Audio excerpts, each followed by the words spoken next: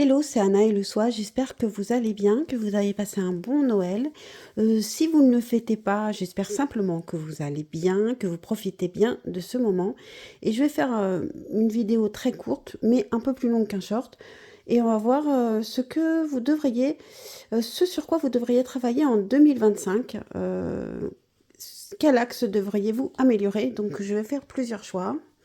Bien sûr, ce sera très très rapide parce que c'est pas très très pratique de tourner avec le téléphone dans la main. Donc, je vais faire 4 choix. Hop.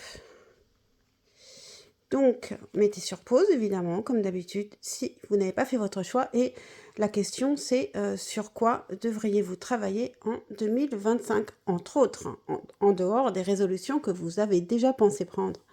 Alors, pour le choix numéro 1, sur quoi devriez-vous travailler?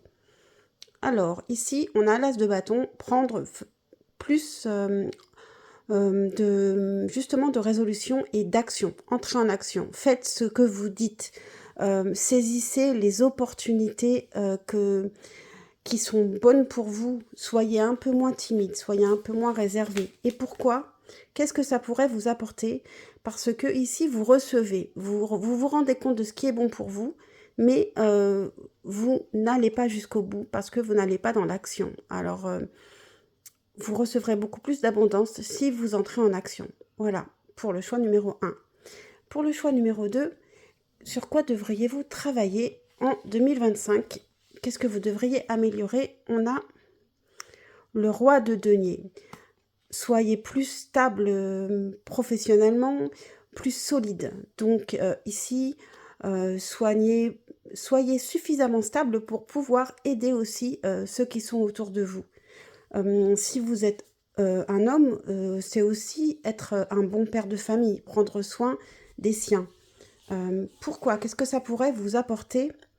Parce que justement, il y a des gens autour de vous qui vous aiment et qui ont besoin de support, que vous soyez, de pouvoir vous faire confiance ici. Je passe au choix numéro 3. Pour le choix numéro 3, quel axe devriez-vous travailler en 2025? Sur quoi vous pourriez vous améliorer? Alors ici, on a le 8 de coupe. Donc ici, on a besoin de prendre un peu de recul émotionnellement. Peut-être que vous vous êtes lancé dans des aventures sans être encore prêt émotionnellement. Ça peut être sentimental, mais ça peut être à tout point de vue. Se lancer, peut-être vous êtes lancé sans être prêt à quelque chose. Et pourquoi vous devriez travailler là-dessus? Parce que ici, une plante, ça se cultive. C'est une question de patience.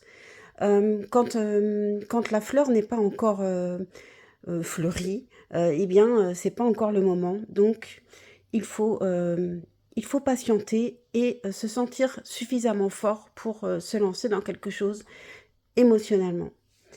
Pour le choix numéro 4, sur quel axe devriez-vous travailler? Le jugement. Alors peut-être que pour certains, arrêtez de juger, tout simplement. Arrêtez de juger les autres, mais ce n'est pas le sens de cette carte. Le sens de cette carte, c'est aussi accepter les choses qui viennent à vous et puis accepter qu'il y a un temps pour tout et que parfois ce n'est pas le moment et d'autres fois le moment arrive. Donc il est possible aussi que quelque chose arrive en 2025, enfin, mais en tout cas, n'allez pas plus vite que la musique et peut-être que parfois les choses vont aller plus vite que ce que vous ne pensez d'ailleurs. Donc ici, on a une transformation pour grandir. Vous allez grandir en 2025. Il y a quelque chose qui vient enfin avec le jugement et il va falloir l'accepter et c'est positif. Ciao, ciao.